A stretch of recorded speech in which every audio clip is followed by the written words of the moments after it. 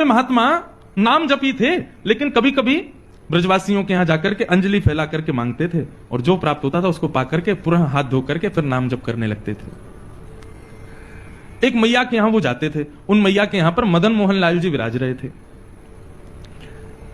तो बाबा जब आते थे तो बंधुओं एक पद है श्री रैदास जी का, उसमें भाव है, सो ही सुहागन प्रिय जाहि रीझ हैं। ठाकुर जी कब किससे रीझ जाएं कुछ पता नहीं है। जैसे ही वो बाबा नित्य अंजलि फैला करके प्रसादी मांगने के लिए आते तो भीतर बैठे मैया के घर में मदन मोहन लाल जी उन पर रीझ गए, और ठाकुर जी के मन में भाव आया, इनको नाम निष्ठा तो बहुत है, लेकिन इनको मेरी सेवा और दर्शन में ज्यादा निष्ठा नहीं है।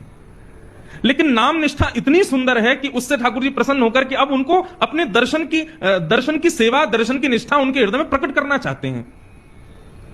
तो ठाकुर जी ने क्या किया, वो मैया रात्रि में जैसे ही ठाकुर जी को शयन करा करके सोई तो ठाकुर जी स्वप्न में प्रकट हो गए और मैया से बोले, मैया तेरे यहां वो जो बाबा आवे ना मधुकरी मांगवे, बोले हाँ, कल को जब वो भिक्षा मांगवे आवे ना तो तू मोए जाके दे दियो बाकी गोद में।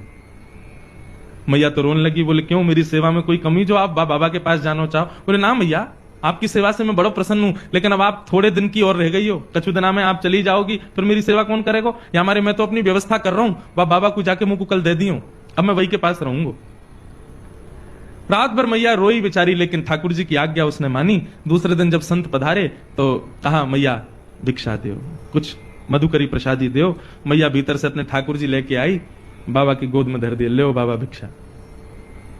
बाबा बोले, हमसे ये सेवा वेवा नहीं होती है ठाकुर जी की, हम तो भैया नाम उपासी हैं, बस नाम जप करना जानते हैं। ये श्रृंगार करना, स्नान कराना, वस्त्र पहनाना और ये 56 भोग धराना, ये राजोपचार हमसे नहीं आता है, हम केवल नामोपचार जानते हैं।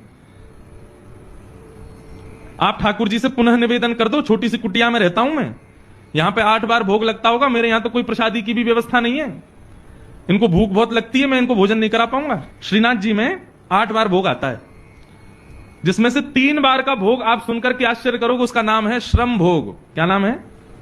श्रम भोग का तात्पर्य क्या है? ठाकुर जी को उठते ही पहले लड्डू और दूध का भोग लगता है श्रीनाथ जी को,